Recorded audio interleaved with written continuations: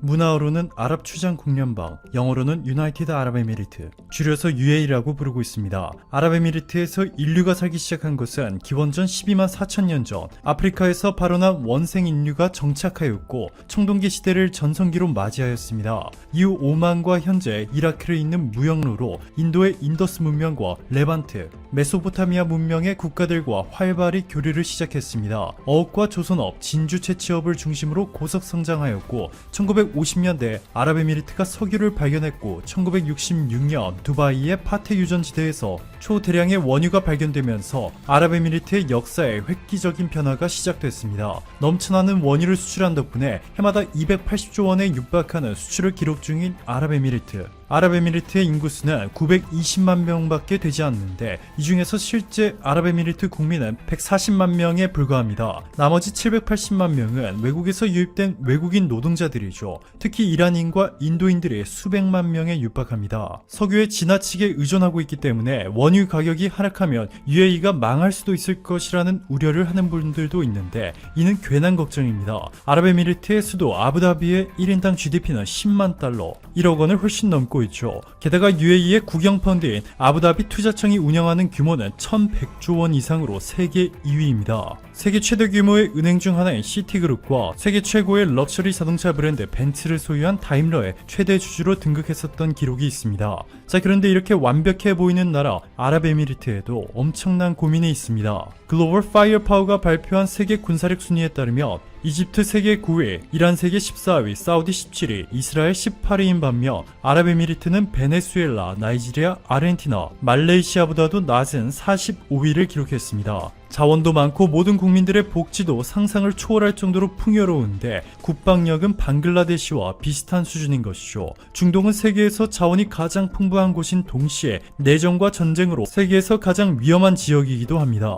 이 때문에 중동 국가들은 경제 발전 못지않게 최우선시하는 것이 바로 국방력 강화입니다. 다른 지역의 선진국들의 90% 이상을 경제와 복지에 올인하고 있는 것과는 상당히 다른 모습이죠. 최근에도 예멘 내전에 사우디아라비아와 아랍에미리트가 개입했었고 이스라엘, 아랍에미리트, 사우디아라비아 연합과 이슬람 시아파 종주국인 이란의 대결 구도가 중동 지역의 긴장감을 고조시키고 있습니다. 자, 그런데 놀랍게도 한국 덕분에 아랍에미리트의 중동 내 파워가 급속도로 팽창해 지각 변동을 일으키고 있습니다. 국제 온라인 뉴스 매거진 더 디플로맷은 아랍에미리트의 수도 아부다비의 작은 마을인 스웨이한에서는 한국의 특수부대가 있다. 아랍어로 형제라는 뜻의 아크 부대가 운영되고 있다. 아크 부대는 세계 최고의 특수부대 전사, 함께 임무를 완수한다 라는 슬로건으로 운영된다 전했습니다. 한국이 아크 부대 파병을 결정한 이후 아랍에미리트는 한국산 무기를 대량으로 구매하기 시작했습니다. 한국에서 1년에 고작 80억 원의 무기만 수입하던 아랍에미리트가 2011년부터 5년간 1조 2천억 원어치의 한국산 무기를 사들이며 무려 300배가 넘는 성장을 보여주었습니다. 이후 문재인 대통령의 UAE 국빈 방문을 계기로 한국과 아랍에미리트는 특별 전략적 동반자 관계로 격상되었는데요. 세계 무기 수입 3위로 급부상한 아랍에미리트가 최근까지 놀랍게도 한국산 무기만 찾고 있습니다. UAE는 중동의 패권 국가인 사우디아라비아와 세계에서 가장 똑똑한 민족 집단인 이스라엘과 손을 잡고 막강한 연합을 구축하는 데 성공했지만 여전히 이란을 엄청난 위협으로 느끼고 있습니다. 이란의 세계 군사력 순위는 14위로 사우디 17위, 이스라엘 18위, 아랍에미리트 45위보다 높은 데다가 잘 알려졌다시피 북한과 긴밀한 관계로 북한이 이란에 핵폭탄과 탄도미사일 기술, 땅굴 굴착 기술도 제공한 것으로 전해졌습니다. 미 육군 정보보안사령부와 중앙정보국이 공개한 내용에 따르면 이란은 북한으로부터 제공받은 탄도미사일을 대부분 지하 갱도에 배치해 놓았고 이란의 이슬람 혁명수비대는 지하 갱도에 있는 탄도미사일 부대를 관영 매체를 통해 자랑하기도 했습니다. 이뿐만이 아니라 이란은 레바논의 헤즈볼라와 팔레스타인의 하마스에까지 이 기술들을 전수했고 이들은 이스라엘을 향해 땅굴을 뚫어 도발을 일으켰습니다. UAE와 이란과의 거리는 고작 60km, UAE 병력이 정예 부대로 평가받고 있지만 병력 수는 고작 7만 명, UAE 인구가 920만 명인데 이 중 외국인 노동자들을 제외하면 인구 수는 고작 140만 명인 점을 고려한다면 병력이 많을 수가 없습니다. 1968년 영국이 걸프 지역에서 철수한 뒤 이란은 호르무즈 해협에 있는 섬 시르바니 야스와 아부무사, 그리고 아부 누야이르 이렇게 세 섬에 눈독을 들였습니다. 1971년 12월 UAE가 영국으로부터 독립을 선언하자마자 이란은 노골적으로 이 섬들은 이란의 것이다 라며 욕심을 표출했습니다. 그리고는 결국 1992년 3월 이란은 무력을 이용해 아부무사를 점령했고 현재까지도 UAE와 이란은 이 섬에 대한 영유권을 놓고 대립하고 있습니다. 이러한 이란과 맞서 국권을 지키기 위해 UAE에 가장 절실하게 필요한 것은 바로 이란의 탄도미사일을 방어할 무기체계와 이란이 북한으로부터 기술을 이전받은 땅굴 및 지하시설을 파괴할 무기입니다. 이 중에서 탄도미사일은 미국으로부터 종말 고고도 요격체계인 사드 2개 포대를 2조 3,700억 원을 들여 사왔고 유럽의 군수기업으로부터 조기 경보용 정찰위성 2기를 도입하며 해결했는데 최첨단 지하시설 파괴 무기는 쉽게 찾지 못했습니다. 그러다 기적처럼 찾은 것이 바로 한국의 차기 전술 유도탄 KT-SSM. 한국에서 개발 초기에는 번개 사업이라고 불렸는데 지난 2010년 북한의 연평도 포격 사건 이후 개발이 시작돼 현재는 세계 최강의 기술력을 자랑하고 있습니다. 국방과학연구소가 공개한 지금 이 사진을 보시면 100km 이상 떨어진 해상 표적에 정확하게 명중한 장면이 공개되자 전 세계 군 관계자들은 경악을 금치 못했습니다. 한 군사 소식통은 탄도미사일이 100km 이상 떨어진 목표물을 홀인원하듯 명중시킨 것은 세계적으로도 매우 드문 사례다. 미사일이 너무나 정확하게 표적을 명중시켜 이를 지켜보던 연구원들도 깜짝 놀랐다 라고 전했고 이 사진을 보고 합성사진 아니야? 믿기 힘들 정도로 너무 정확하다 라는 네티즌들의 반응이 쏟아져 나온 것으로 알려졌습니다. 이후 최근에는 KT-SSM-2까지 개발하고 있는데 최대 사거리 290km에 달하고 탄두가 관통형으로 만들어져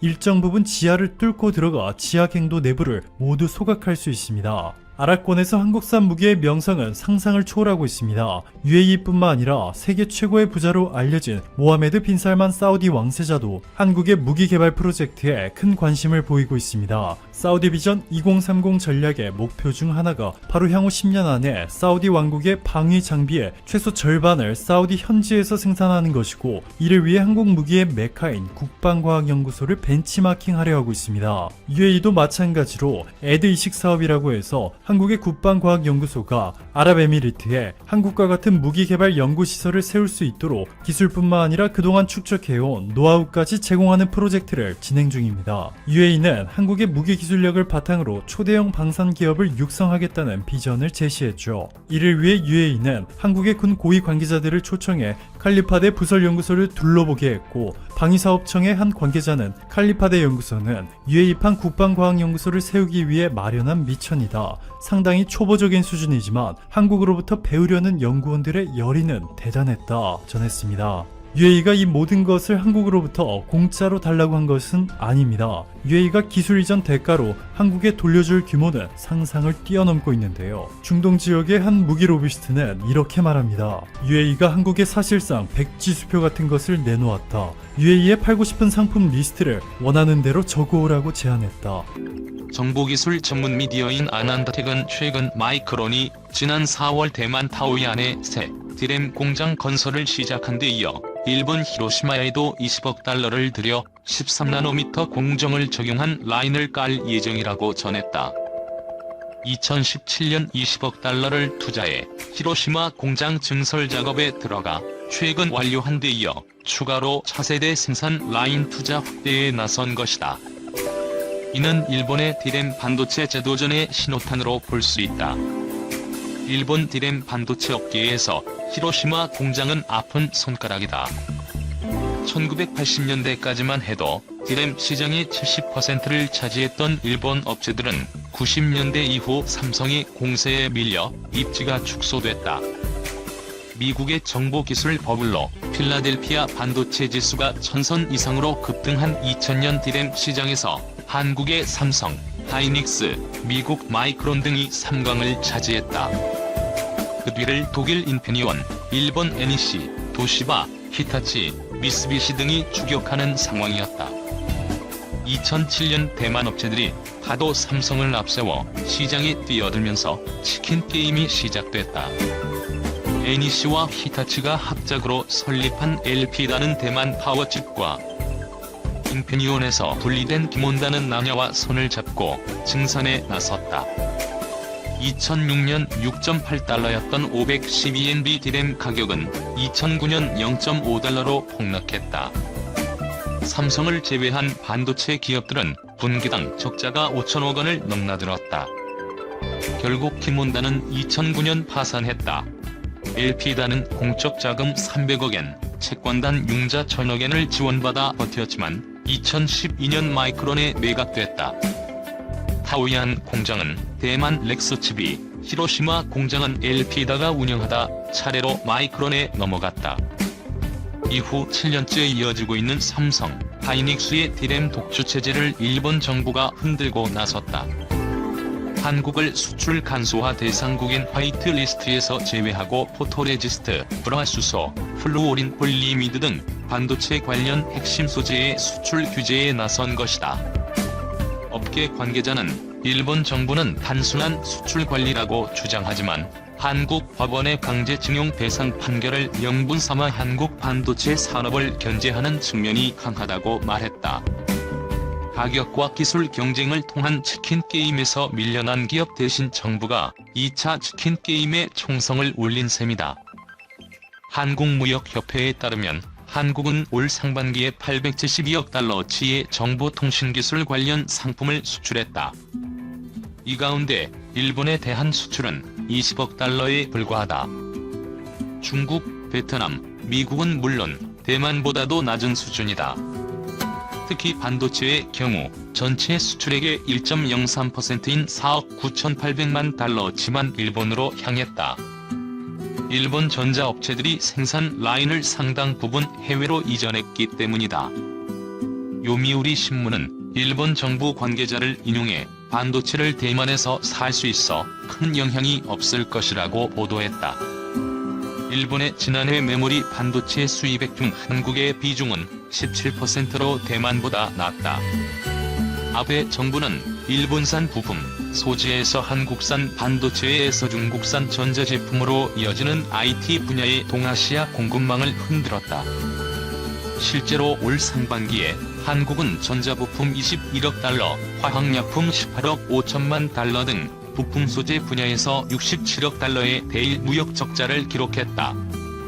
전체 적자 100억 달러의 3분의 2에 달한다. 한국은 반도체 등을 중국에 팔아 116억 달러의 흑자를 냈다. 일본이 부품, 소재 공급을 끊으면 한국이 타격을 받는 구조다. 이런 일본의 시도가 큰 성과를 거둘 가능성이 크지 않다는 것이 전문가들의 평가다. 이재윤 유안타증권 연구원은 공급 차질 우려로 글로벌 IT 업체들이 메모리 반도체 물량 확보에 나서면 삼성전자와 SK하이닉스 실적이 좋아질 수 있을 것이라고 전망했다. 삼성의 반도체 재고만 15조 원 규모에 달해 공장 가동률이 떨어져도 연말까지 공급에 차질이 없다는 것이다. 주요 부품과 소재의 탈일본 정책을 추진할 시간을 번 셈이다. 국내 반도체 소재, 부품, 장비 업체들에도 이번 사태는 위험이자 기회가 될 수 있다. 반도체 산업 성장이 둔화될 경우 국내 장비, 소재 업체들도 동반 하락이 불가피하지만 중장기적으로 기술력과 규모를 갖춘다면 새로운 공급망에 합류할 수 있기 때문이다. 이혼게이제 한일루즈루즈게임 익명을 요청한 SK하이닉스 공장 분야 관계자는 반도체는 생산 라인 건설 단계부터 주요 장비, 소재 업체 엔지니어들과 함께 최적화 작업을 한다며 지금까지는 일본 업체들과 오랜 시간 손발을 맞춰왔기 때문에 공급선 다변화에 적극적이지 않았지만 앞으로는 달라질 것이라고 말했다. 그 과정에서 비용이 들고 생산 수율이 떨어져 이익이 감소하는 부작용은 감수하겠다는 각오다. 삼성전자 관계자는 3개월에서 6개월 정도면 새로운 환경에 적응할 수 있을 것이라고 기대했다.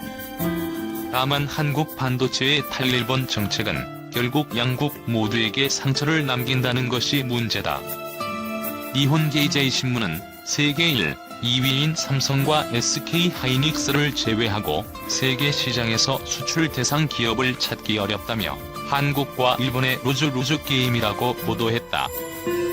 반도체 전문가인 유노가미 다카시는 일본 정부의 압박은 한국 업체의 위협이 되겠지만 일본 기업에도 큰 피해가 예상된다며 결국 일본 정부가 제 무덤을 파는 꼴이라고 지적했다. 이 과정에서 중국 반도체 업체만 어부지리를 얻을 수 있다는 우려도 나온다. 중국의 대표적인 증권 사이트인 동방제구망에는 최근 중국 상무부에서 일본 정부의 한국에 대한 부품, 소재 수출 감소분을 채워주는 대신 반도체 연구 개발을 도와달라고 요청했다는 글이 올라왔다. 일본 대신 불화수소 등을 한국에 판매하는 방안도 추진하고 있다. 중국은 현재 20%인 반도체 자금률을 2025년까지 70%로 높이기 위해 4천억 위안 이상을 쏟아붓지만 뚜렷한 성과를 내지 못했다.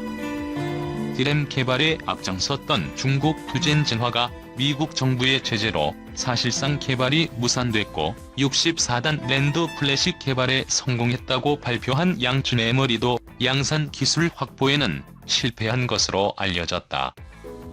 반도체 업계 관계자는 중국이 한일 갈등을 반도체 기술 확보의 기회로 삼는 것을 경계해야 한다고 말했다.